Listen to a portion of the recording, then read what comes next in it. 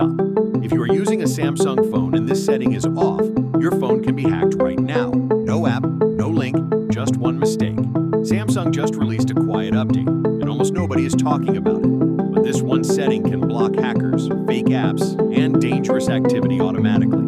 Why this is important? Right now, many Samsung phones are getting attacked by fake apps, unknown installs, and hidden threats. Most people think Play Store Protect is enough. It is not. That is why Samsung added something called Auto Blocker. If this is off, your phone is open. Simple as that. Open Settings, scroll down and tap Security and Privacy. Tap Auto Blocker. Turn on Auto Blocker. That is it. Now your phone will automatically block unknown app installs, dangerous USB